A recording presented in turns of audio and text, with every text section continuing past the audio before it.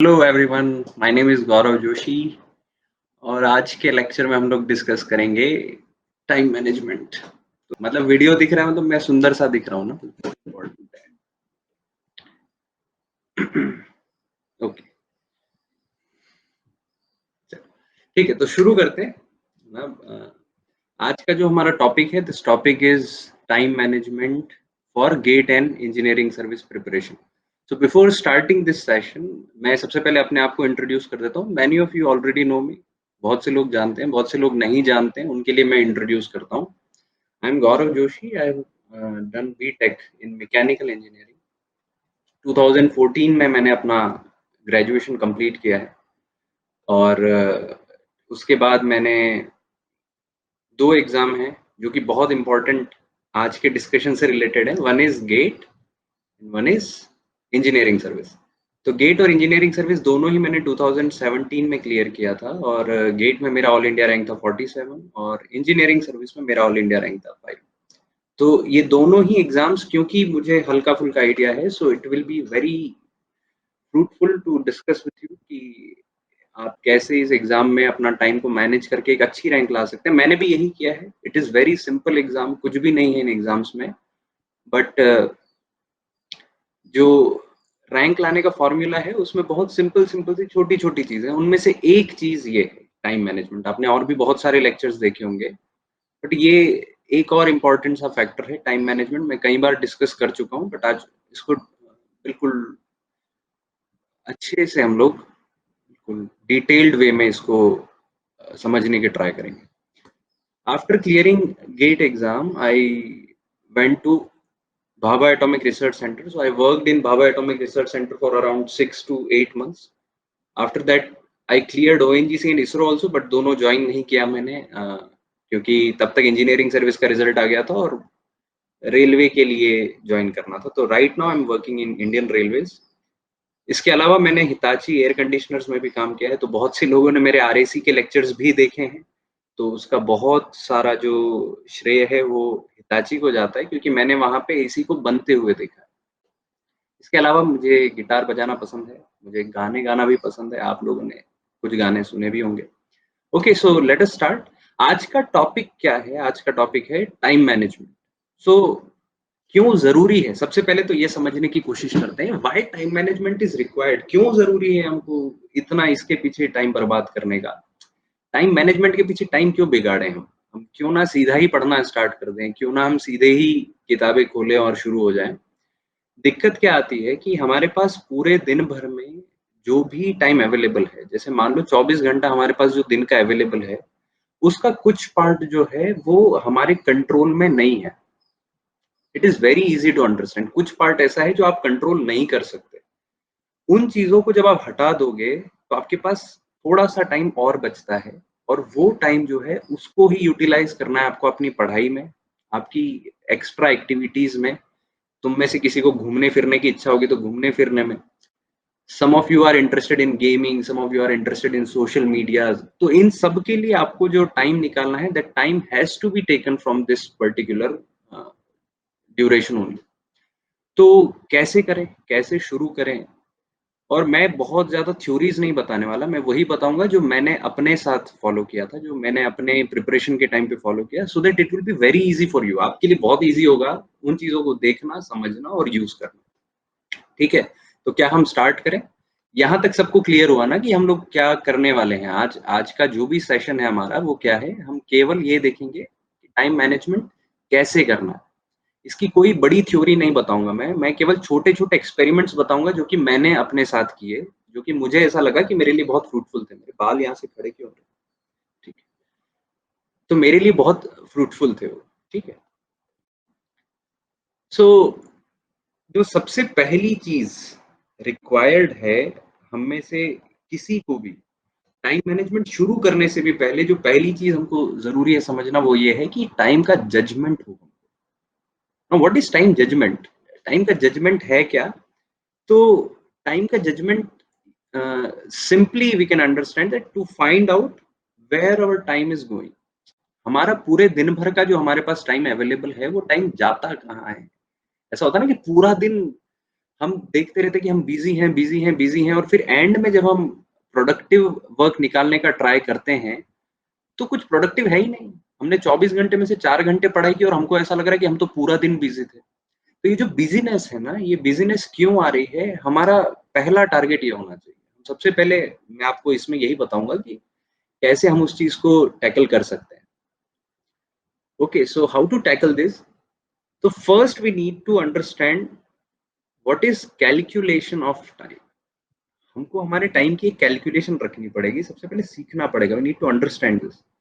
So let us start with very simple chart. आप ये अपने लिए खुद से भी कर सकते हैं। आज इसको समझो, मैं जो भी बता रहा हूँ एक छोटा छोटा पॉइंट्स बनाते चलो, एंड आफ्टर दैट जब ये सेशन खत्म हो खुद से एक बार ये ट्राई करना कि ये चार्ट तुम बना पाओ। So will start with simple chart कि हमारा जो 24 घंटे का टाइम है, 24 आवर्स, इसमें से अनकंट्रोल्ड कितना है? How much of this time is not in control of hours? So सबसे पहली चीज जो हमारी है, जो हमारे कंट्रोल में नहीं है, दैट इज स्लीप। ये हमारे कंट्रोल में है ही नहीं। और ये इतना कंट्रोल से बाहर है कि कुछ लोगों के लिए तो कब सोना और कब उठना ये भी कोई आइडिया नहीं है। कुछ लोगों को ऐसा लगता होगा कि हमको तो 10 घंटा सोना है, कुछ को लगता होगा 6 घंटा सोना है, कुछ 12 घंटा सो के भी पूरी नींद नहीं होती होगी। सो इट इज वेरी नेचुरल। मेरे साथ भी होता था, आपके साथ भी होता है। It happens with everyone. Okay, so first is your sleep. Let us take on average one person needs 7 hours of sleep. 7 घंटा पढ़ाई के टाइम पे जरूरी है। उसके बाद जब नौकरी लग जाएगी आप 10-10 घंटा सोना कोई दिक्कत नहीं। But to start with 7 hour is very very good sleep. इतना होना भी चाहिए। Don't compromise with this. 7 से 7.5 घंटा, 6 घंटा, 7 घंटा, 8 घंटा, इसके बीच में कोई भी नींद आप लीजिए। Second is again very important, second is food. खाने में हमको कितना टाइम लगता है? आई कैन गारंटी, हम कितना भी ट्राई करें, कुछ एक फिक्स अमाउंट है जो इसमें जाना ही है। You can not compromise with this time. करना भी नहीं चाहिए। खाना शांति से खाना है।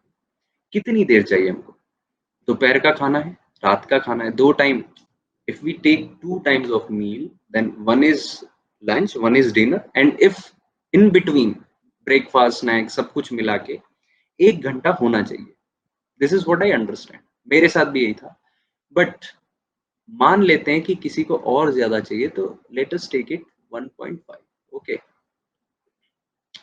1.5 बहुत है। इतने में आप खाना खा भी लोगे, पच भी जाएगा, कोई दिक्कत नहीं। नाउ थर्ड इज,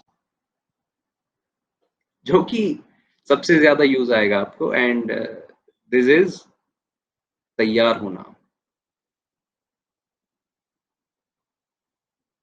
इसमें आ गया नहाना, इसमें आ गया डीओ लगाना, इसमें आ गया अच्छे अच्छे कपड़े ढूंढना। ये सब चीजें जो है इसमें, ये मजाक लगता है हमको, है ना? ये जो चार्ट बना रहे, it seems very funny, it seems very casual, but it is very important. इतना तो हमको निकालना ही पड़ेगा। इसमें कितनी देर जा सकती है हमारी? अगर मैं सवेरे उठता हूँ, उठने के बाद मान लो फ्रेश होना, नहाना, ब्रश करना, इन सब में कितनी देर जाएगी हमारी? आधा पौन घंटा। मैं लेता हूँ 1 घंटा। Okay, so we need at least 1 hour. So if we try to cut it down, तो कम से कम हम इसको आधे घंटे में कर सकते हैं। But I am taking so much relaxation, और हम सब कुछ ले रहे हैं 1 घंटे का time. So let us take 1 hour. Okay, and fourth is miscellaneous. दिन में हमको नहीं पता, बहुत सारी चीजें, something is not in our control and not listed here. कुछ चीजें ऐसी हैं जो इधर लिस्टेड भी नहीं। So if that part is also counted, let us take 0.5 hour for that. So if I add all this, this is my uncontrolled time. Uncontrolled, I have no control over it.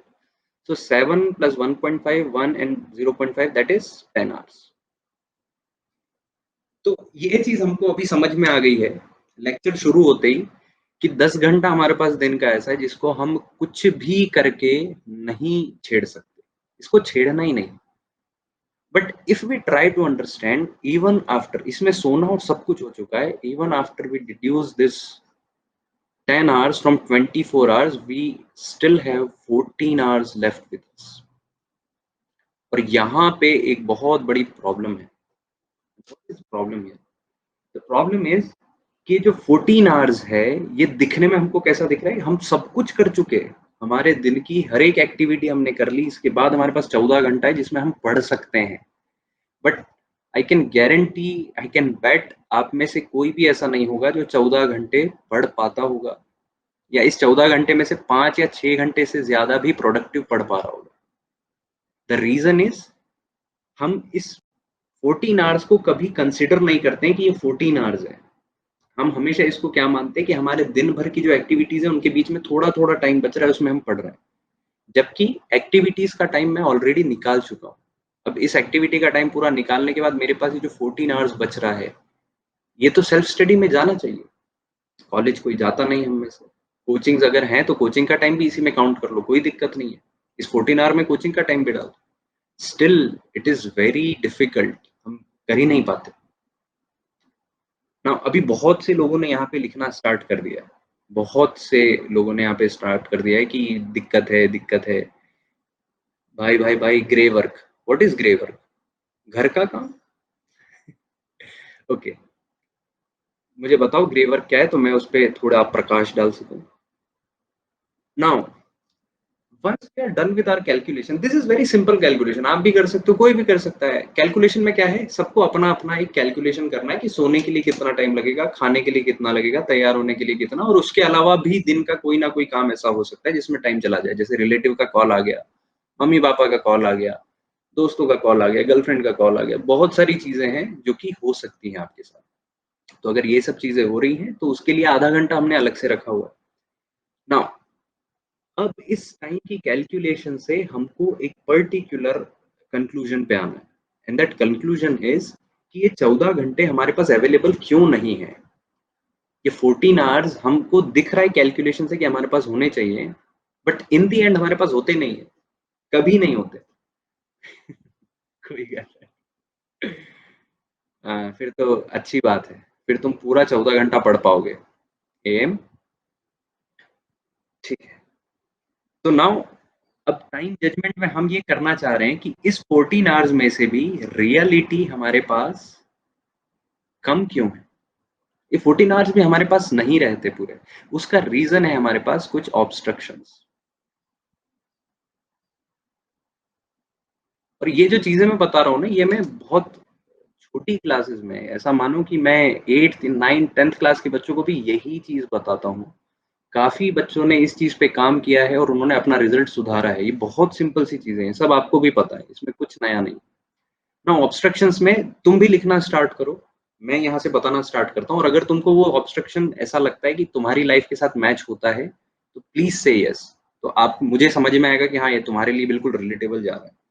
जो पहला obstruction है सबकी life में, that is mobile. पहला obstruction सबकी life में चल रहा है इस टाइम पे, smartphone is the biggest obstruction. और मोबाइल भी नहीं, एक्चुअल में वो सोशल मीडिया है। मोबाइल से हमको इतनी दिक्कत नहीं है। मुझे पता है आप में से बहुत ज़्यादा लोग ये गेम वगैरह में नहीं हो, गेम्स खेलना नहीं पसंद होगा, बट सोशल मीडिया में सभी लोगों को फेसबुक पसंद है सबको, व्हाट्सएप सबसे बड़ा हेडेक बन गया है, इंस्टाग्राम हो गया है। इंस्टाग्राम तो आजकल एक नए लेवल पे ऑपरेट हो रहा है। ठीक है, सेकंड ऑब्स्ट्रक्शन मोबाइल है, पहला ऑब्स्ट्रक्शन ये हमको समझ में आ गया है। सेकंड ऑब्स्ट्रक्शन इज कॉल्स, है ना? तो एक तो सोशल मीडिया हो गया मोबाइल का पार्ट, जिसमें आप इंटरनेट पे लगे हुए हो। सेकंड ऑब्स्ट्रक्शन है आपका, आप कॉल पे लगे हो। अब आप दिन भर किसी ना किसी से बात करने को चाहिए, पता नहीं क्या दिक्कत आ रहा है। Now third obstruction is your group. अब ये जो मंडली वाला ऑब्स्ट्रक्शन है, this obstruction is very bad. I call it मंडली। मंडली क्यों? क्योंकि वो लोग आते हैं तुम्हारे पास, एंड वो आने के बाद तुमको बोलते हैं कि चलो चाय पीने जाते हैं, या फिर चलो आज घूम के आते हैं, थोड़ा सा मौसम बहुत अच्छा हो रहा है, चलो थोड़ा सा घूम लेते हैं। ये जो मंडली होती है ना, ये आपका कम से कम 2 या 3 घंटा एक बार में उड़ा देती है। बिल्कुल वैनिश, पानी पूरी खाने के लिए जाओगे और 2 घंटे बाद आओगे। So this group, it is very dangerous, है ना? ऐसा नहीं है कि ग्रुप होना नहीं चाहिए, बट प्रिपरेशन के टाइम पे ग्रुप्स के साथ बहुत ज़्यादा प्रॉब्लम होती है। Now fourth is lethargic attitude. हमारे अंदर ही है, ये इनबिल्ट है, हमारे अंदर है कि हमको आलस है, जिसको सिंपल बोल सकते हैं। It is very inbuilt inherent property हमारी बॉडी की है कि हमको आलस आता है हर चीज में, हर चीज शुरू करने में हमको दिक्कत होती है। और दिक्कत क्या है? दिक्कत बस ये है कि कोई चीज यहाँ पे है और उसको यहाँ से यहाँ रखना है। हमको ऐसा लगता है उसको वहीं रहने दो, वो वहां है उसको वहां रहने दो, जो जैसा है उसको वैसा ही रहने दो। तो ये जो लिथार्ज नींद इज डिफरेंट। देखो सोना डिफरेंट है, आप सो जाओ, पर होता क्या है, बिस्तर पे पड़े रहते हो फोन लेके, ये है लिथार्जिकनेस ना। आप पड़े हो, मगरमच्छ होना जिसको बोलते हैं ना, यू आर लाइक मगरमच्छ, पड़े हुए हो बिस्तर पे, उठ ही नहीं रहे। तो ये जो एटीट्यूड है, ये बहुत बहुत बड़ा ऑब्स्ट्रक्शन है। ये सब मैं इसलिए बता रहा हूँ क्योंकि इन सब पे अगर हम काम कर पाएंगे, then only we can achieve something, then only we can manage our time. अगर हमको ये पता होगा कि ये सब प्रॉब्लम है, तभी तो इसका सॉल्यूशन आएगा। Without identifying problem we can not find the solution. तो सबसे पहले बुरा लगेगा तो भी हमको प्रॉब्लम स्टेटमेंट फाइंड करना पड़ेगा। तो प्रॉब्लम स्टेटमेंट्स ये हम लिख रहे हैं एक एक करके। नेक्स्ट इज, जो कि कुछ लोगों के साथ होता होगा, कुछ के साथ शायद ना होता हो, it is over thinking.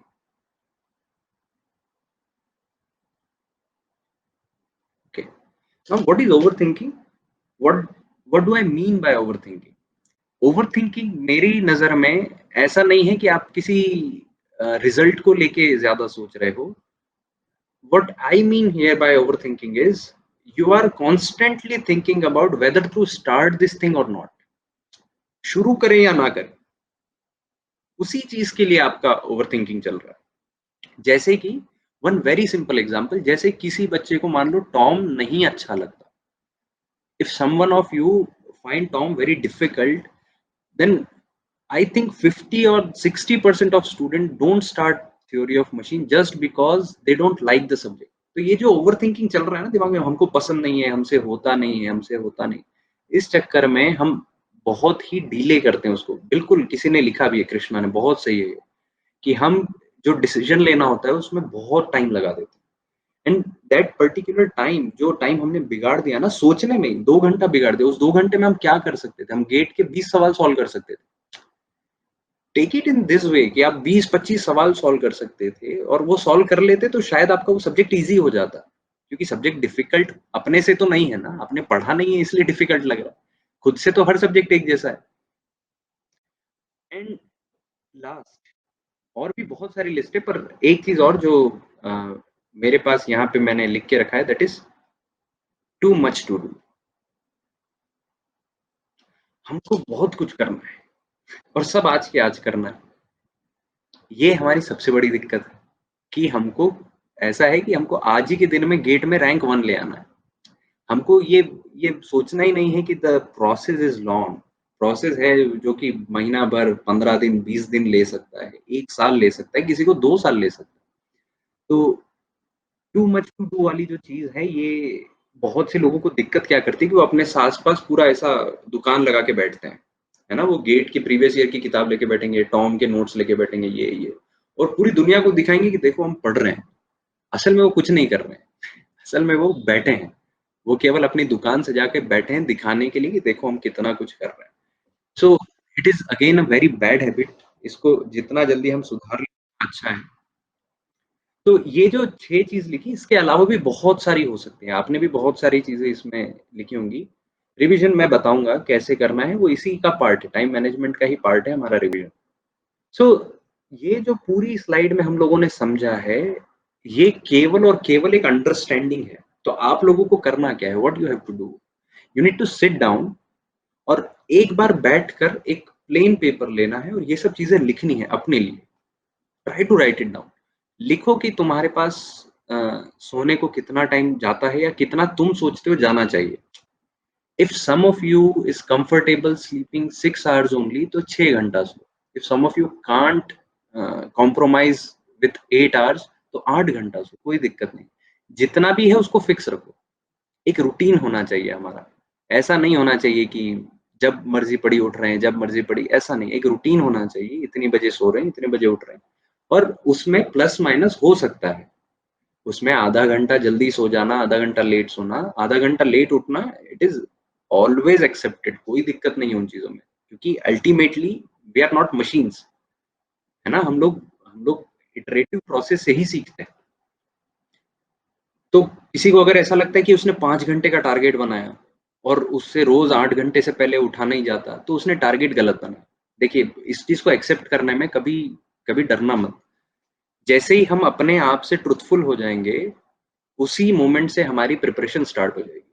Truthful होने का मतलब ये है कि खुद के लिए बहुत बड़ी चीज़ नहीं सोचनी है, खुद के लिए जो है वही सोचना है। जैसे हम हैं उस खुद को वैसा ही रखना है, तो ही हो पाएगा। अगर आपने अपना टारगेट बना लिया कि नहीं मैं 5 ही घंटा रोज़ सोऊँगा और तुम्हारा रोज़ का टाइम टेबल क्लैश हो रहा है, रोज़, तुम्हारा रोज़ टाइम टेबल जो है वो तुम देख रहे हो कि 20% से ज़्यादा फॉलो नहीं हो पा रहा, दिक्कत है वो, ठीक है? तो पहली चीज़ आपको क्या करनी है, लिखना है। नाउ मैं लेक्चर के स्टार्ट में एक चीज़ बताना आपको भूल गया, इस पूरे लेक्चर में एक रूल चलेगा। There is rule number 1 and that rule says write everything.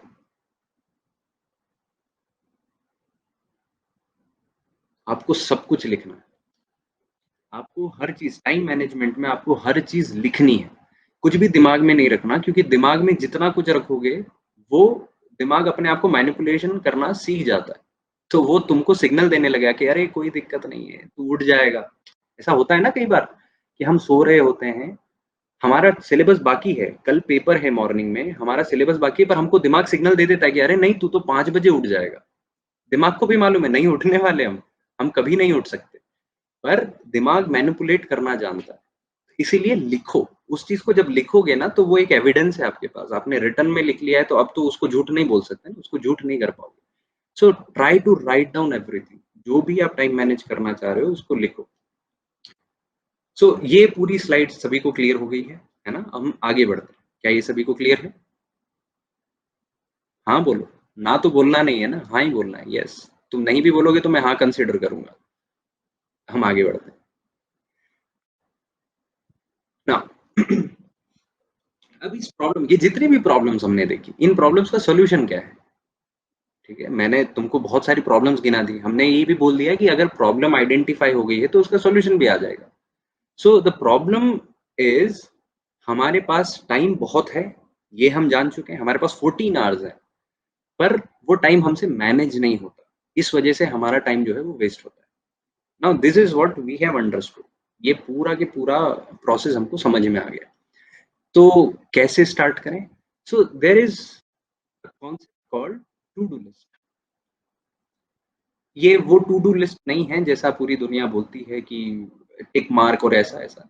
बहुत सिंपल भाषा में आपके पूरे दिन में जो कुछ भी आपको करना है वो लिखना है। एक एक पेपर होना चाहिए आपके पास, उस पेपर पे पूरे दिन भर में आपको जो कुछ भी करना है वो लिखना है, ठीक है? तो हम डेली प्लान्स बनाएँगे, किसकी हेल्प से? टू डू लिस्ट की हेल्प से। तो हम रोज़ प्लान बनाएँगे। अब आपको ऐसा लगे क्या रोज़ टाइम टेबल बनाना अच्छा होता है? यस, रोज़ बनाना चाहिए। अगर मान लो फॉलो नहीं होता तो दिन के बीच में चेंज भी करना चाहिए। बिल्कुल, ये सब चीज़ें बिल्कुल ऑर्गेनिक है, इसमें कुछ भी ऐसा रिजिड नहीं है। सब आपका ही है, कोई चेक नहीं करने आ रहा। एंड में चेक क्या होगा कि आपका रिज़ल्ट आया या नहीं आया। आपका रिज़ल्ट अगर फ़ेवर में है तो हर चीज़ आपके फ़ेवर में है, अगर रिज़ल्ट नहीं आया तो कुछ भी चीज़ आपके फ़ेवर में नहीं। ऑर्गेनिक कोई पूछ रहा है, ऑर्गेनिक का मतलब ये है कि जो सिचुएशन के हिसाब से चेंज हो सकता है। ऑर्गेनिक का मतलब रिजिड नहीं है वो। आपका प्लान बनाने का तरीका भी रिजिड नहीं है। आपको आज ऐसा लगता है कि नहीं आज ये वाला प्लान ठीक नहीं है, बीच में चेंज करना है, आप चेंज कर सकते हैं। और डेली प्लान्स जो हैं वो एक बहुत ही बड़े प्लानिंग का एक छोटा-सा पार्ट है। यहाँ पे आता है आपका डेली प्लान। ये देख के डरना नहीं है, बहुत सिंपल सी चीज़ है। मैं एंड तक आपको ये चीज़ क्लियर हो जाएगी कि ये क्या है ये बड़े-बड़े सर्कल। तो आपका एक बहुत बड़ा प्लान होता है, जैसे कि आपका 1 महीने भर का प्लान है कि इस पूरे महीने में मैं अपने सारे सब्जेक्ट्स रिवाइज़ कर लूँगा। This is your plan. आपने दिमाग में सोचा है कि मैं इस पूरे महीने में अपने सारे सब्जेक्ट्स कंप्लीट कर लूँगा। तो ये आपका बड़ा प्लान हो गया। इसके बीच में आपने एक छोटा प्लान ये बनाया कि ठीक है, अगर पूरे के पूरे सब्जेक्ट्स कंप्लीट करने हैं, तो इस पर्टिकुलर वीक में, वीक नंबर 1 में मैं क्या करूँगा, मैं डिज़ाइन के सारे सब्जेक्ट्स कंप्लीट कर लूँगा। ये भी ठीक है। तो जब वीक के बाद आप फाइनली अब डे पे पहुँचे, तो अब दिन में आपके पास रोज़ के प्लान बनने स्टार्ट हुए। रोज़ का आपके पास टारगेट होगा। जैसे कि एक एग्ज़ाम्पल लेते हैं। और यहाँ से आपको चीज बिल्कुल क्लियर हो जाएगी, और यहाँ से मेरे को ऐसा लगता है इस पूरे टाइम मैनेजमेंट लेक्चर का मीनिंग आपको समझ में आ जाएगा कि हम कर क्या रहे हैं। जब आपने यहाँ पे पता लगा लिया था कि आपके पास ये सब ऑब्स्ट्रक्शन है और इन सबको छोड़ भी नहीं सकते, ऐसा भी नहीं है ना कि ऑब्स्ट्रक्शन एकदम से खत्म हो जाएंगे लाइफ में, इन सबको आपको टाइम देना पड़ेगा, ये सब चीजों को आपको कंसिडर करके चलना है। तो हमने क्या किया, हमने एक कोई भी पर्टिकुलर दिन ले लिया। तो मान लो आज का दिन है 9 अगस्त, ठीक है, और मैं अपने आप को कंसिडर कर रहा हूँ कि मैं कोचिंग जाने वाला बच्चा हूँ, है ना, मैं मान के चल रहा हूँ कि मैं कोचिंग जाता हूँ, कोचिंग में मेरा 5 घंटे का क्लास होता है, ये मैंने समझ लिया है, और वो क्लास का टाइमिंग है 1 to 6, ठीक है। तो ये काफी प्रैक्टिकल एग्जांपल हो गया हम सबकी लाइफ से। आपका कोचिंग का टाइम कुछ और हो सकता है, कोई दिक्कत नहीं, मैं एक एग्जांपल बता रहा हूँ जिसमें मैंने कोचिंग का टाइम ले लिया है 1 to 6। 5 घंटे से ज्यादा कोचिंग नहीं होती है, कुछ टाइम ऐसे आते हैं जब कोचिंग 8, 9, 10 घंटे की भी होती है, मेरी भी हुई है, मैं 12-12 घंटा भी कोचिंग में बैठा हूँ। So it happens, but usually 5-6 घंटे की कोचिंग होती है हमारी। So what I will do, मैं आपको एक टाइम शेड्यूल बना के बताऊंगा कि आज के दिन का मेरा प्लान क्या होना चाहिए। जैसे मान लो आज 9th का मुझे प्लान बनाना है, 9th को मेरी कोचिंग है 1 to 6, और कोचिंग में मेरा जो सब्जेक्ट चल रहा है that is HMT। Easy, HMT सबको मालूम है, everybody knows what is HMT। सब मैकेनिकल से ही है, everybody from mechanical or other branches are there, civil, okay. So HMT is heat and mass transfer. Take this subject as SOM, ठीक है। तो SOM तो हम दोनों के लिए कॉमन हो गया, तो सिविल मैकेनिकल सबके लिए कॉमन है। तो हमारे लिए SOM एक सब्जेक्ट है, इलेक्ट्रिकल वाले अपने लिए कोई एक सब्जेक्ट ले लो, केमिकल वाले अपने लिए कोई सब्जेक्ट ले लो। तो SOM मेरा सब्जेक्ट जो है वो कोचिंग में चल रहा है, और सेम टाइम पर मेरा जो डेली शेड्यूल है वो मेरे को आज ये बोल रहा है कि आज का टारगेट मेरा SOM भी पढ़ना है और साथ में एथिक्स भी पढ़ना है। तो 3 सब्जेक्ट हैं मेरे लाइन अप में कि आज के दिन में मुझे ये 3 सब्जेक्ट हैं जो पढ़ने हैं, पूरे नहीं करने हैं, पर इन 3 सब्जेक्ट्स को टाइम देना। तो अगर इन 3 सब्जेक्ट्स को टाइम देना है तो मुझे एक शेड्यूल चाहिए, अदरवाइज मैं पूरा दिन भर बैठा रहूंगा, मैं पूरा दिन भर कुछ ना कुछ करता रहूंगा, और इन दी एंड मुझे पता चलेगा मैंने कुछ नहीं किया। मैं पूरा दिन बिजी होने का नाटक करता रहूंगा, बट इन दी एंड मेरे पास कोई रिजल्ट नहीं आने वाला। So how to start. तो मैं मानता हूँ कि हम 6 बजे उठेंगे, ये मेरा टाइम टेबल है, आप अपने हिसाब से इसको मॉडिफाई कर सकते हो। तो मैं 6 बजे उठा, और 6 बजे उठने के बाद मैंने 1 घंटा जो है अपने पूरी तैयारी को दे दिया कि 6 बजे उठने के बाद मुझे नहाना है, मुझे थोड़ी देर बैठना है, मैं आलसी की तरह बैठा रहूँगा थोड़ी देर। इन सब में टाइम जाएगा। आफ्टर दैट 7 बजे मैं फाइनली पढ़ने बैठूँगा। तो इट इज़ 7 to 9। मैं क्या करूँगा सवेरे उठते ही सबसे पहले, सॉम तो क्लास में चल रहा है, तो सवेरे उठते ही सॉम पढ़ने का कोई सेंस नहीं, क्योंकि वो पूरा दिन मुझे पढ़ना ही है। वॉइस प्रॉब्लम अभी भी है? Is it okay? Voice is good और बैड? ओके, ओके, मैं समझ, क्लियर, ओके, हाँ, यही है, गुड। तो मॉर्निंग का टाइम जो है, mostly what I used to do is, सवेरे के टाइम क्योंकि दिमाग में सबसे कम हेडेक होता है, सबसे कम इधर-उधर के थॉट्स होते हैं, so it is very easy और very convenient to read theory. Even जो सबसे डिफिकल्ट थ्योरी भी है ना, वो भी हम मॉर्निंग के टाइम में इजीली समझ सकते हैं। सो टॉम का मैं थ्योरी पार्ट करूँगा। ओके, सो 7 to 9 मैंने थ्योरी पढ़ा। अब मैं यहाँ पे 9 से कोई नया सब्जेक्ट स्टार्ट नहीं कर रहा, मैं 9:30 पे ही करूँगा, और 9:30 से 11:30 तक मैं मान लो ये सॉम के क्वेश्चंस लेके बैठ गया। क्वेश्चंस क्यों कर रहा हूँ मैं? क्योंकि मेरी कोचिंग चल रही है। तो जब कोचिंग चल रही है तो कोचिंग जाने से पहले कोचिंग का कुछ ना कुछ तो काम मिला ही होगा हमको, कोई क्वेश्चंस होंगे गेट के प्रीवियस ईयर जो कि हमको सॉल्व करने होंगे, वो कर लेंगे। Now after 11:30 to 12 what I will do, I will read ethics. तो हर रोज हमको एक सब्जेक्ट ऐसा पकड़ना है जो बहुत ही लाइट हो, सारे के सारे सब्जेक्ट डिफिकल्ट नहीं रखने, एक सब्जेक्ट रोज ऐसा रखना है जो लाइट हो।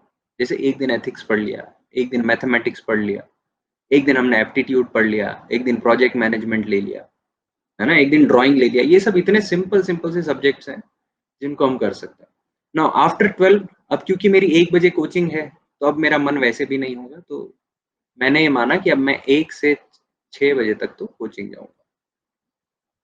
ठीक है, 12 से 1 में आप खाना खा लो अपना दोपहर का और कोचिंग चले जाओ, 1 घंटा बहुत है। जब मैं कोचिंग से वापस आया ना 6:30, चाय पी के आओ, कोई दिक्कत नहीं, रास्ते में 5 मिनट के लिए रुकना है रुक जाओ। नाउ 6:30 से 8 कोचिंग में ऑलरेडी हमने सॉम पढ़ा है, तो अभी आते ही सॉम पढ़ने का कोई सेंस नहीं है। तो मैं क्या करूँगा, मैंने सवेरे टॉम की थ्योरी पढ़ी है, तो मैं टॉम के क्वेश्चंस कर लूँगा। क्लियर?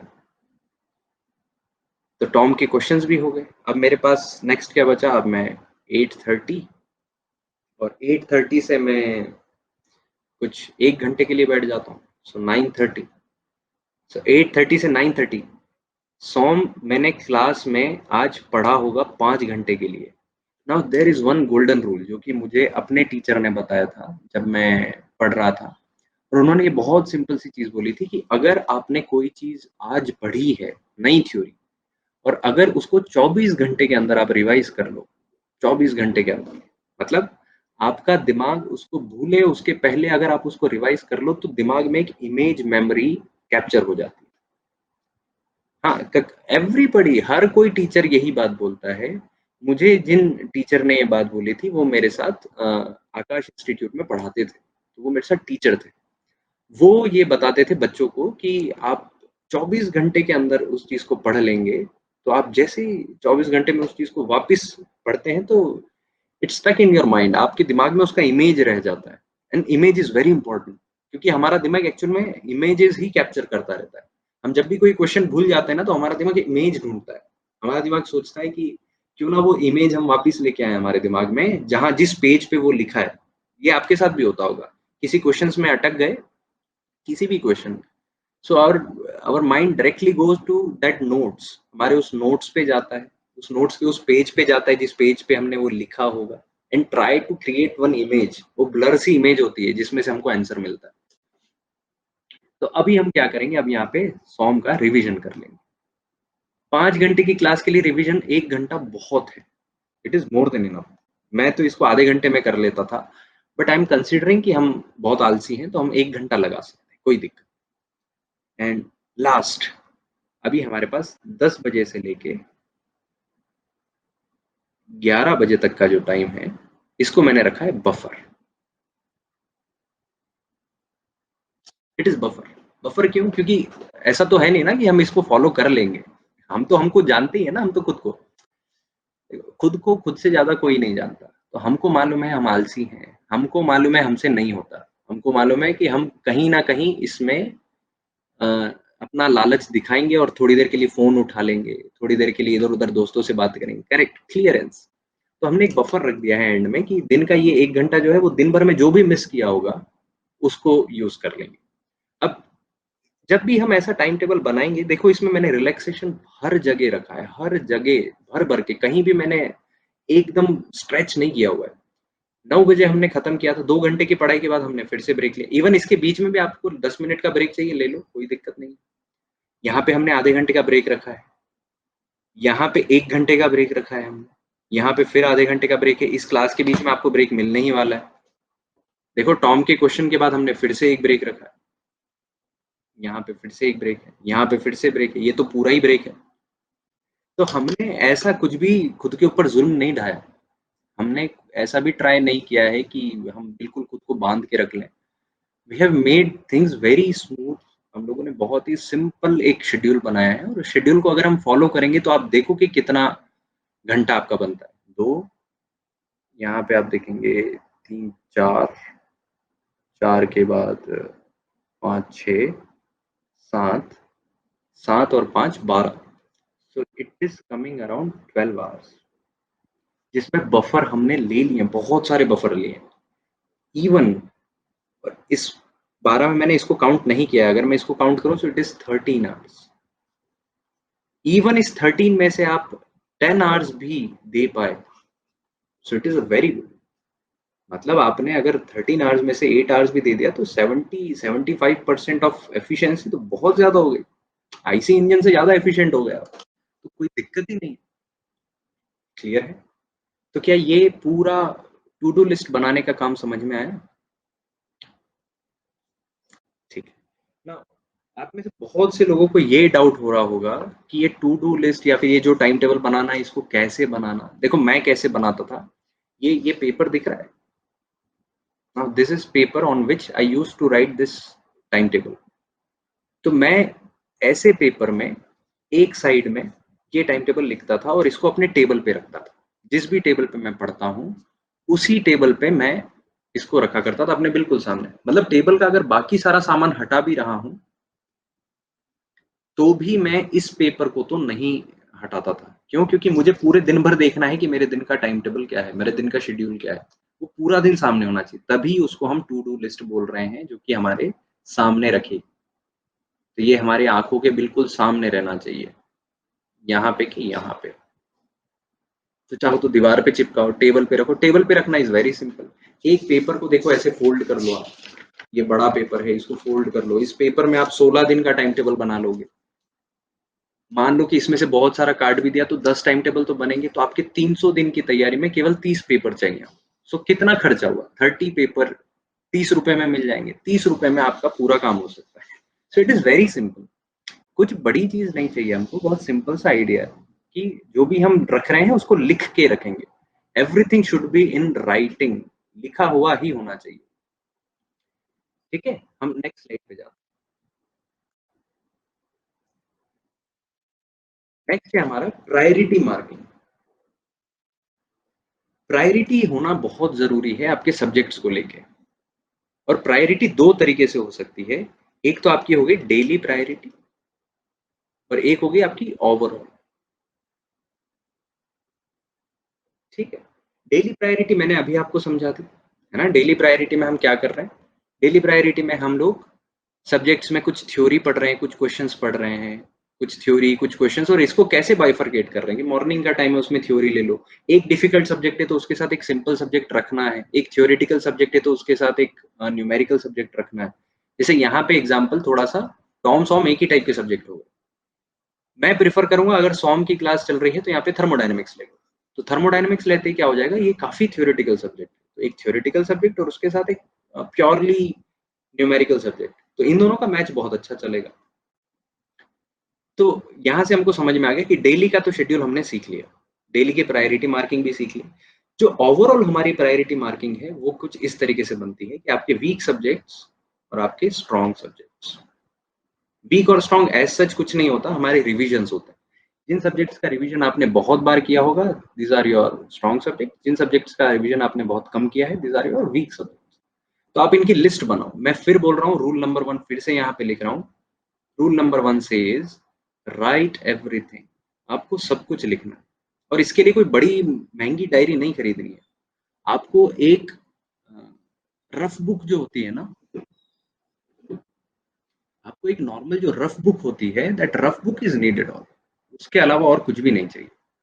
ठीक है, तो आप वीक और स्ट्रॉन्ग सब्जेक्ट्स का एक बार अगर बना लेंगे list, if you have listed down this weak and strong subjects, weak subjects का रिवीजन स्ट्रॉन्ग सब्जेक्ट के रिवीजन से +1 चलना चाहिए।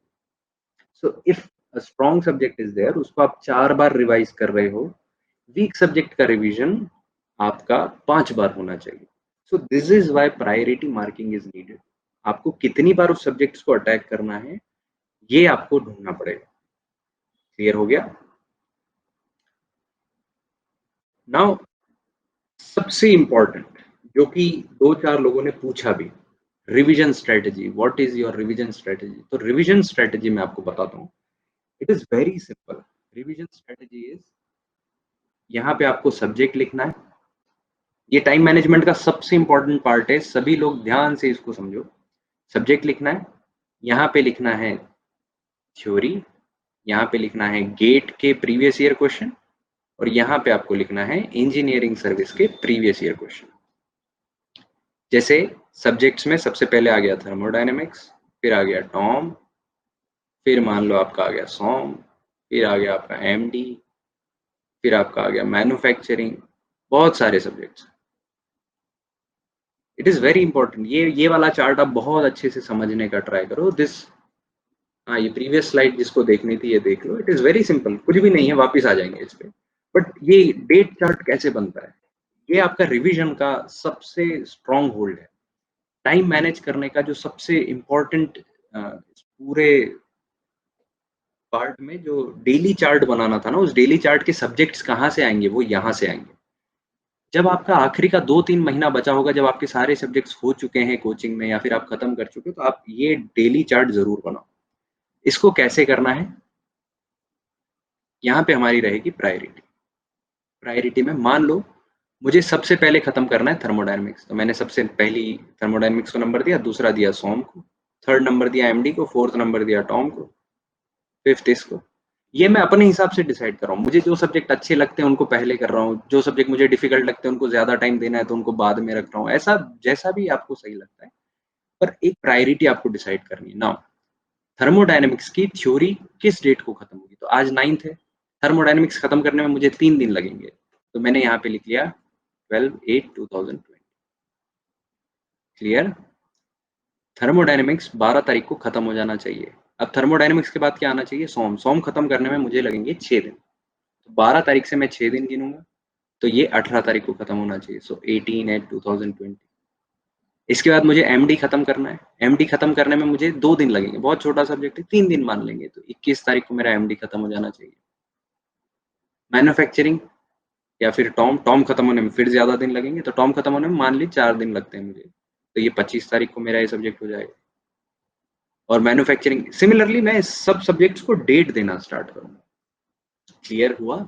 आप इस डेट को लिख रहे हो एक पेपर पे और ये पेपर आपके सामने रहेगा, ये कहीं जाने वाला नहीं है, ये पेपर आपके सामने रहेगा। नाउ ये केवल थ्योरी के लिए लिखा है, पर इसमें गेट और इन सबको आपको मैनेज करना है। Now you have to manage, क्योंकि गेट और इंजीनियरिंग सर्विस के प्रीवियस ईयर क्वेश्चन करने में आप ऑलरेडी सॉल्व कर चुके हो, तो आपको रिवाइज करना है। तो जैसे मान लो थर्मोडायनामिक्स खत्म करना है, उसके लिए कोई एक डेट दे दो, इंजीनियरिंग सर्विस के लिए कोई एक डेट दे दो, ऐसे ऐसे आप सब सब्जेक्ट्स को कुछ डेट्स दे देंगे। क्लियर है? तो आप जब ऐसे सब्जेक्ट्स को कुछ डेट्स देते जाएंगे, तो जब आप सारी की सारी डेट्स अलॉट कर देंगे, तो आपके पास एक प्रॉपर टाइम का डेट चार्ट बन के तैयार हो जाएगा। और आपको पता है हर एक की डेडलाइन, आपको यहाँ पे डेडलाइन पता है। जैसे मान लो गेट के क्वेश्चंस खत्म होने की आपने डेट दे दी है 14/8, तो 14/8 को ये हो जाना चाहिए, और इसकी डेट आपने मान लो दी है 13/8, सॉरी 16/8, कोई भी डेट, मतलब कि आप अपने हिसाब से कैलकुलेशन करके, और इस डेट चार्ट को बनाने में आपको आधा घंटा लगेगा। तो इस ऐसा मत सोचना कि ये 5 मिनट में 10 मिनट में बनेगा, इसको आधा घंटा लगेगा। आराम से बनाइए, आधा घंटा दीजिए। महीने में एक ही बार तो देना है, दे दो। महीने में एक बार आधा घंटा इस चीज को दे दो। Now the most important thing, the most important thing is, जैसे ही आपने कुछ कंप्लीट किया, जैसे मान लो मेरा थर्मोडायनेमिक्स 12 को और 16 तारीख को कंप्लीट होना था, इसको काटो, इसको काट दो, लाल कलर के पेन से काट दो, मार्कर से काट दो। ये जो कट करते हैं ना अपन, स्ट्राइक डाउन जब करते हैं, that is feeling of completion. ये हमको कंप्लीशन की फील देता है कि हाँ ये खत्म हो गया, ये हो गया। दिमाग में भी वो सिग्नल चला गया है कि ये सब्जेक्ट हो चुका। करेक्ट?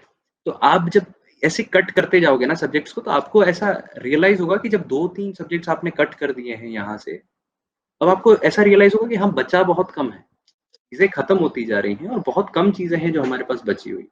जब इस तरीके से हम लोग ऑपरेट करना स्टार्ट करते हैं, तो आपको एक अच्छा सिग्नल मिलता है, काफी पॉजिटिव फीलिंग आएगी। दूसरी चीज, आपके पास हर महीने या 1.5 महीने का जो भी ये शेड्यूल है, वो शेड्यूल खत्म होने की एक डेडलाइन होगी।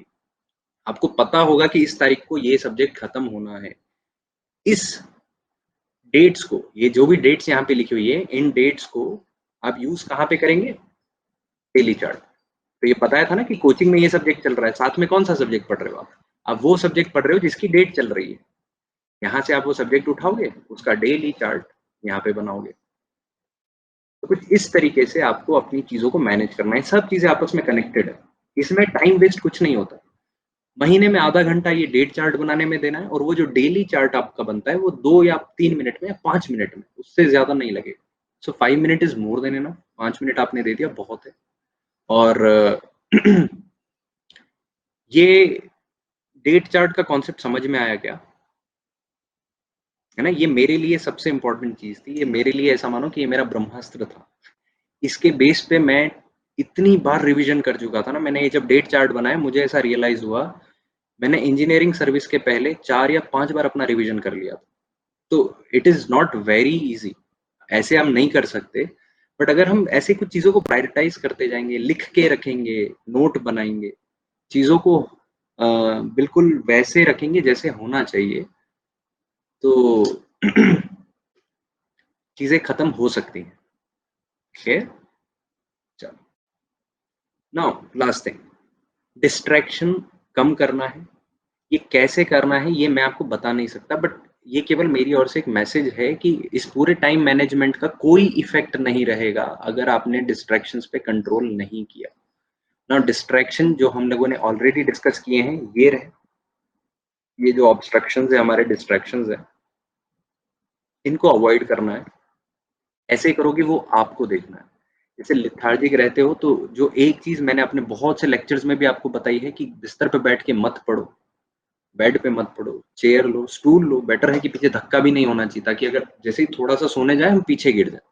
कुछ ऐसी चीज़ रखो जिससे कि आपको तकलीफ हो और जैसे ही वो होगा तो आप पढ़ने लगोगे चुपचाप।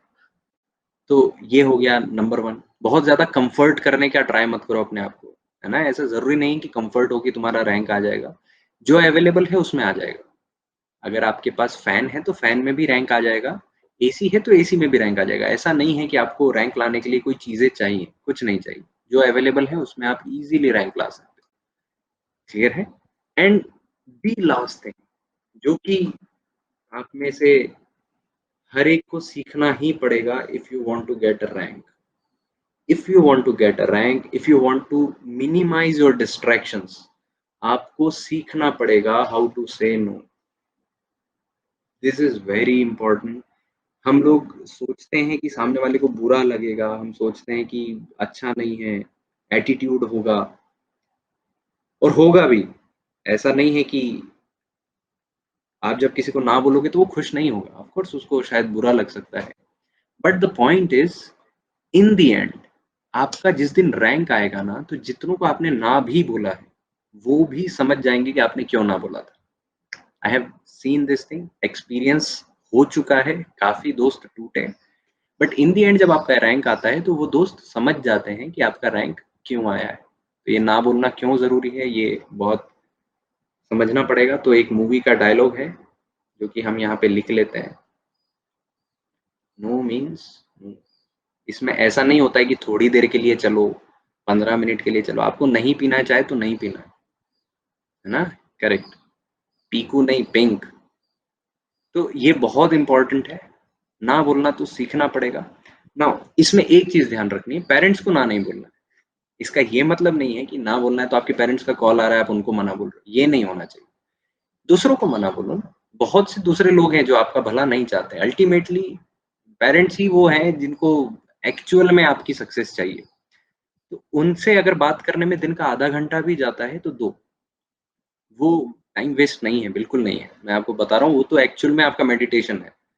तो उनसे बात कीजिए आप। अगर हाँ, ऐसा लगता है कि उनकी कोई बात आपको बहुत डिस्टर्ब करती है तो ये बता दो कि ये वाली पर्टिकुलर बात नहीं करेंगे। समझ जाएँगे शायद वो भी।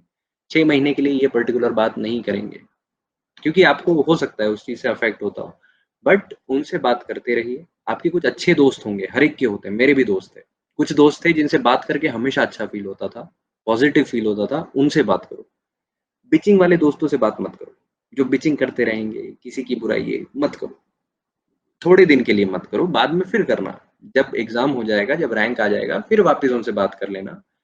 But till the time you are in this process of getting a rank, तो जब तक रैंक ना आ जाए तब तक आप अच्छे लोगों से दोस्ती बनाओ, पॉजिटिव लोगों के साथ रहो। ऐसा पॉजिटिव एज सच कुछ होता नहीं है, बट उन लोगों से बात करो एटलीस्ट जो कि आपको अ, बुरा फील ना कराए।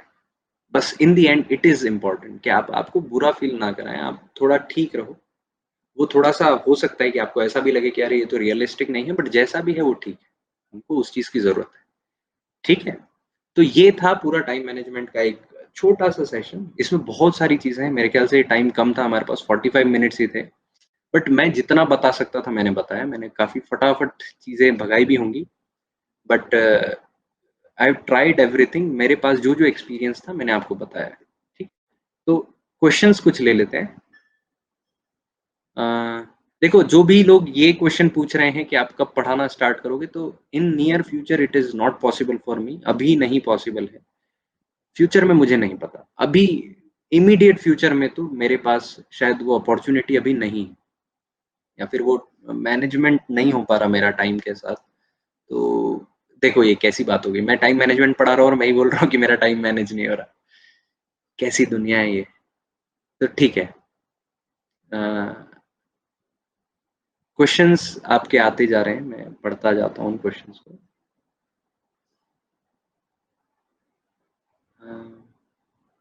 How to prepare machine design syllabus is huge. अरे मशीन डिजाइन का सिलेबस बहुत छोटा है। मशीन डिजाइन का सिलेबस गेट में बहुत छोटा है, तो अगर तुम्हारे दिमाग में ऐसा चल रहा है कि सिलेबस बड़ा है तो तुमने सिलेबस ठीक से पढ़ा नहीं।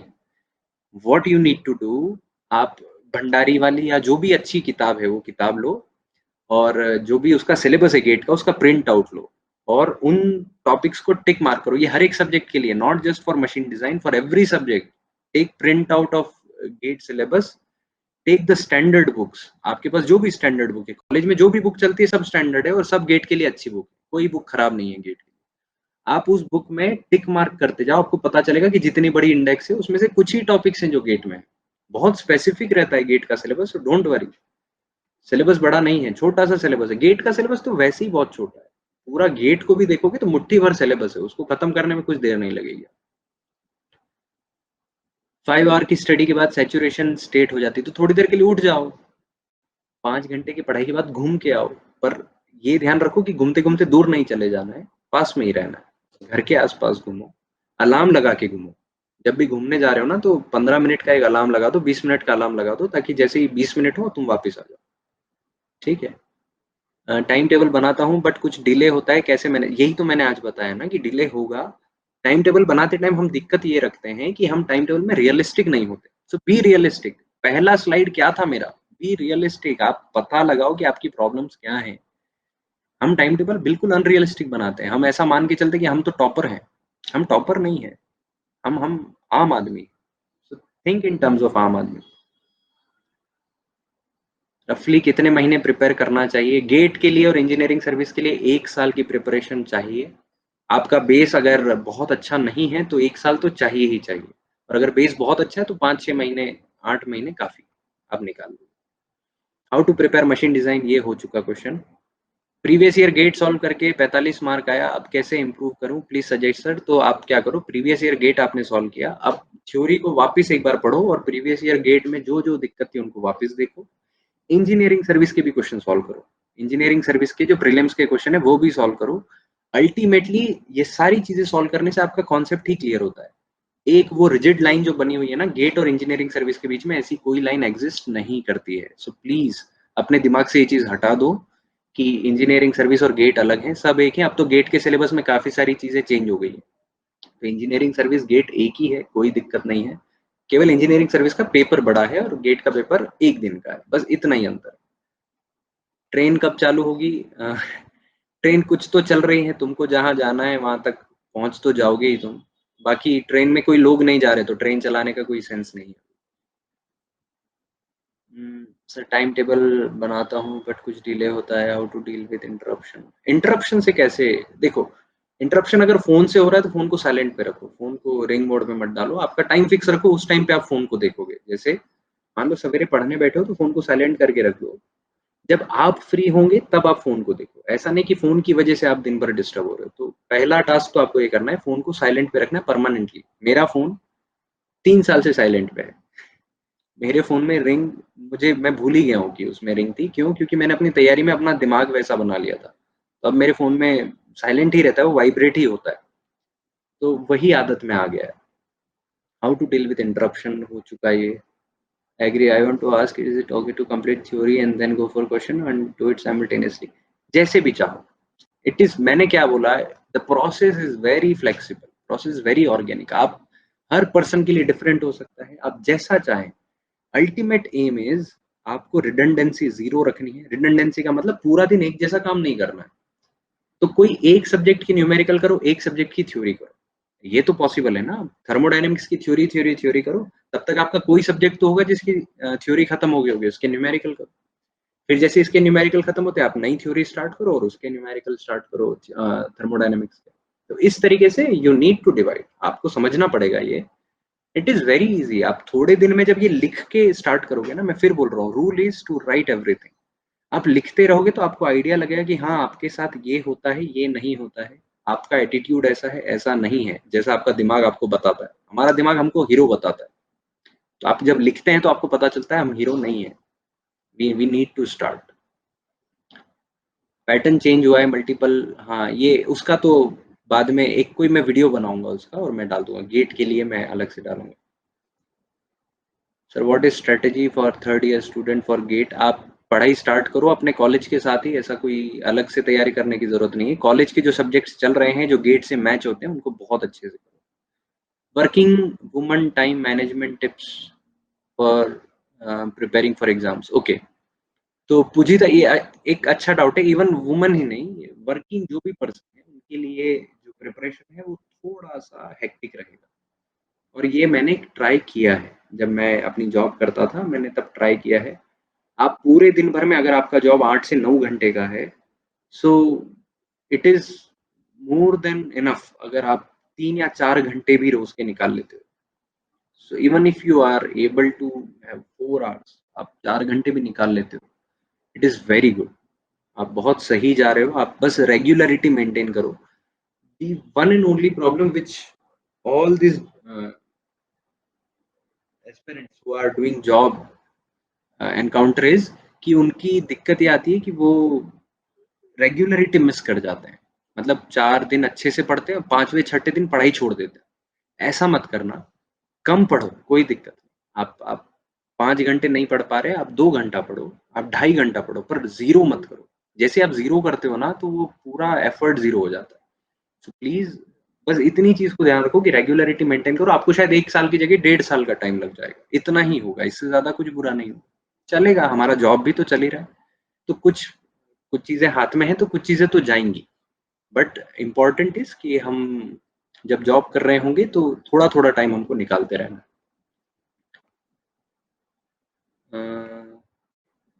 ठीक है, काफी। टेस्ट सीरीज तो आप मेडिजी की अच्छी है। उसके अलावा एस की कोई भी टेस्ट सीरीज ले लो, कोई दिक्कत नहीं। बट टेस्ट सीरीज के साथ इंपॉर्टेंट ये है कि आप तभी टेस्ट सीरीज को अटेम्प्ट करो जब आपका सिलेबस आपने किया हो। होता क्या है कि हम टेस्ट सीरीज ले लेते हैं 4-5, पर कंप्लीट कुछ भी नहीं करते। तो important is to finish the subject and attempt the test. Test तो कुछ भी ले लो आप, इवन प्रीवियस ईयर के पेपर भी उठा लोगे, वो भी एक टेस्ट सीरीज ही है। तो कर सकते हो आप बिल्कुल इजीली। कोई भी एक टेस्ट सीरीज ज्वाइन कर लो, कोई ऐसा खास नाम नहीं है। मैंने केवल मेड इजी का टेस्ट सीरीज अटेंड किया था तो मैं उसका नाम ले रहा हूँ, क्योंकि मुझे और नहीं पता बाकी टेस्ट सीरीज कैसी होती है। बट मैंने देखा है कि दूसरी कोचिंग के भी बच्चे सेलेक्ट होते ही हैं। सो उससे कोई फर्क नहीं पड़ेगा, आप कोई भी टेस्ट सीरीज लो, बस पॉइंट ये है कि हमारा रैंक अच्छा आना चाहिए, हमारी प्रिपरेशन सही चलनी चाहिए।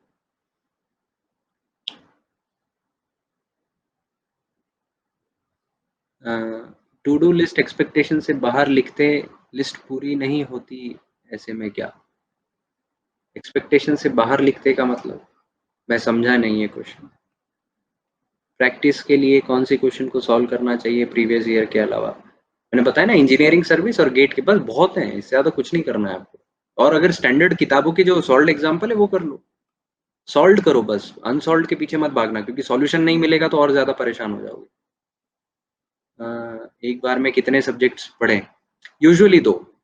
एक दिन में दो ही सब्जेक्ट रखो, तीसरा सब्जेक्ट हमेशा लाइट रखो। दो सब्जेक्ट्स आपके इंपॉर्टेंट होने चाहिए, तीसरा सब्जेक्ट बिल्कुल लाइट सा रखो। जैसे कि आप मान लो गेट की तैयारी करो तो तीसरा सब्जेक्ट आपका एप्टीट्यूड हो सकता है, मैथमेटिक्स हो सकता है, ऐसा कोई भी एक छोटा सा सब्जेक्ट आप ले लीजिए। इंटरप्शन मैंने बता दिया।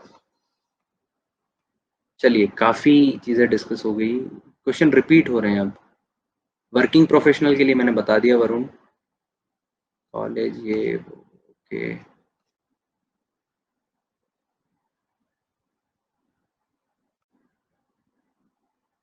Second year student test series for second year students to do list. फिर से आगे के सब्जेक्ट का रिवीजन आने में बहुत गैप आ रहा है due to other subject revision. क्या करूं? मैंने जो बताया वो फॉलो करो ना। ये जो पूरी दिक्कत है वो क्यों है? क्योंकि कोई भी चीज आपने रिटन फॉर्म में या लिख के डॉक्यूमेंटेड नहीं किया है। जब आप डॉक्यूमेंट बनाओगे तो आपको आइडिया लगेगा कि चीज़ें ऐसे ही होती हैं। ये कोई अकेले आपके साथ नहीं हो रहा है कि आपको इतने सारे सब्जेक्ट पढ़ने पड़ रहे हैं। हर उस टॉपर ने जिसने रैंक लाया है, उसने इतने ही सब्जेक्ट्स पढ़े और इसी तरीके से पढ़े। कोई अलग तरीका नहीं है किसी के पास। बिलीव मी बहुत सिंपल प्रोसेस है, बहुत सिंपल से 2 एग्ज़ाम है ये, कुछ नहीं है इनमें। मतलब लाइफ बहुत डिफ़िकल्ट है, ये एग्ज़ाम निकालना तो बहुत सिंपल है। कुछ नहीं है इसमें क्या है, 2 किताबें हैं आपके पास, उन किताबों को पढ़ना है, वही क्वेश्चन जो हर साल आते हैं, वही फिर आने वाले हैं। कुछ भी नया नहीं है उसमें। हुँ, ओके। एप्लीकेशन ऑफ थर्मोडायनामिक्स बहुत टफ है सर। हाँ, थोड़ा-सा हो सकता है। उसके लिए आप ऐसा कर सकते हो, एनपीटीईएल से लेक्चर देख लो। जो भी सब्जेक्ट डिफिकल्ट लगता है एनपीटीईएल पे बहुत ही अच्छे तरीके से आपको एक्सप्लेनेशन मिल सकता है। पर एनपीटीईएल पे देखते टाइम ये ध्यान रखना जितना ज़रूरी है उतना ही देखना। एनपीटीईएल के लेक्चर्स बहुत बड़े-बड़े होते हैं। तो टाइम बहुत ज़्यादा उसमें इन्वेस्ट नहीं कर देना आप। जितना ज़रूरी है उतना-उतना देखते जाओ। जीएस पोर्शन ईएसी का उसका मैंने बताया ना रोज़-रोज़ उन सब्जेक्ट्स को इंक्लूड करते चलो आप। और एज़ सच उसका कोई सिलेबस अभी तक किसी को समझ में नहीं आया, कोई डिकोड नहीं कर पाया है क्योंकि हर साल उसके पेपर में कुछ ना कुछ सरप्राइज़ आ रहे हैं। तो जो पूरी दुनिया कर रही है आप भी वो करते चलो। ऐसा कुछ उसका अभी तक अ, टेस्टेड मेथड आया नहीं है। अ, माय क्वेश्चन ओके, ओके। चलो बहुत सारे क्वेश्चंस आ रहे हैं आपके, टाइम हो चुका है और ईएसी पॉसिबल है क्या सर कॉलेज गोइंग स्टूडेंट्स के लिए? बिल्कुल, हमारे साथ हैं रेलवे में जिन्होंने कॉलेज के 4th ईयर के साथ इंजीनियरिंग सर्विस निकाला है, सो इट इज़ पॉसिबल, बिल्कुल पॉसिबल, कोई दिक्कत नहीं। सेकंड ईयर स्टूडेंट्स ईएसी पॉसिबल ये तो क्वेश्चन हो गया। थैंक यू सर आप मेरे फेवरेट अनअकैडमी टीचर हो। तुम मेरे फेवरेट स्टूडेंट हो। शाहरुख खान अरे तुम्हारा तो नाम भी एकदम सर स्टार्टिंग में प्रिपरेशन बहुत स्मूथ चल रही होती है, लास्ट में एग्जाम टाइम में फियर आता है। How to handle this? ये फियर आने का रीज़न मुझे तो यही लगता है कि कहीं न कहीं प्रिपरेशन में हम थोड़ा-सा फ़ील कर रहे हैं लैग। प्रिपरेशन का अगर लैग खत्म हो गया तो फियर नहीं रहता। ये मेरा ओपिनियन है। पर्सनली आपके कुछ और रीज़न भी हो सकते हैं जेन्युइन रीज़न। मैं हमेशा यही मानता था कि कुछ भी जेन्युइन रीज़न हो, मैं तो यही मानता था नहीं मार्क्स आ रहे मतलब तैयारी अच्छी नहीं है। क्योंकि मेरे हाथ में वही है। मेरे हाथ में जो कंट्रोलिंग फैक्टर है वो यही है कि मैं पढ़ सकता हूँ। इसके अलावा मैं और किसी भी चीज़ को अपने लिए कंट्रोल नहीं कर सकता। तो मैं पढ़ूँगा। ये ही मेरे पास एक तरीका था। तो आप भी चाहो तो यही मेथड फ़ॉलो करो क्योंकि इट इज़ वेरी सिंपल। आप जो चीज़ आपके कंट्रोल में है वो आप कर लो, जो नहीं है उसको मत करो। ठीक है? तो अब हम लेक्चर को बंद करते हैं। ठीक है, अच्छा लगा, बहुत मज़ा आया। Thank you. कुछ लोगों के डाउट्स रह गए हैं। सो इफ अगर उनको ऐसा फ़ील होता है, इफ दे फ़ील कि उनको डाउट अपना क्लियर करना ही है, सो वो जो हमने ग्रुप बनाया है फ़ेसबुक पे, अगर आप लोग उस पे हैं, तो वहाँ पे अपना डाउट डाल दो। मैं जैसे भी मुझे टाइम मिलेगा, मैं उस डाउट को ज़रूर एंटरटेन कर दूँगा। इन केस आप वहाँ से नहीं एसोसिएटेड हो, तो जो भी यहाँ पे एसोसिएटेड हैं, अगर उनको ऐसा लगता है कि आपने कुछ डाउट पढ़ा और वहाँ पे नहीं डिस्कस हो पाया, तो वहाँ पे पोस्ट कर देना, मैं उस चीज़ को पढ़ लूँगा। ठीक है? सो कौन सा ग्रुप? तो there is a group Facebook, कोई ऐसा एडवर्टाइज़मेंट नहीं है ये। मैं उस ग्रुप पे बहुत ज़्यादा एक्टिव भी नहीं रह पाता। But there is a group जिस पे हम लोग सभी मिल के बैठते हैं। एक फैमिली है हमारा कि गौरव सर को जो गौरव सर बोलते हैं, उन लोगों के लिए एक ग्रुप बनाया है एजुकेशन का। उस ग्रुप पे आप आ जाओ। तो वहाँ पे यूजुअली लोग अपना डाउट लिख देते हैं। ग्रुप नेम गौरव जोशी। मेरे को बहुत इससे ज़्यादा क्रिएटिविटी नहीं है मेरी। तो ग्रुप का नाम भी गौरव जोशी है और उसमें ब्रैकेट में मैंने एजुकेशन लिख दिया है। तो आपको आइडेंटिफ़ाई हो जाएगा कि हाँ, ये पढ़ाई के लिए रिलेटेड। उस ग्रुप पे आप आ सकते हैं। ओके, यहाँ पे Shashi Prabha thank you, Piyush Mittal thank you, Chirag Rathore thank you, Mukesh Yadav thank you, Aditya Tiwari thank you, song अभी नहीं, Adarsh Bhatt thank you, Deepak thank you, thank you everyone. Love you all. बहुत सही, क्या मज़ा आया। अच्छा लगा लेक्चर? मज़ा आया।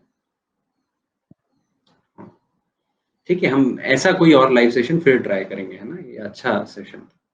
Okay, goodbye. मज़े करो और ऑल द बेस्ट। सब बढ़िया से पढ़ो, फोड़ो। टाटा।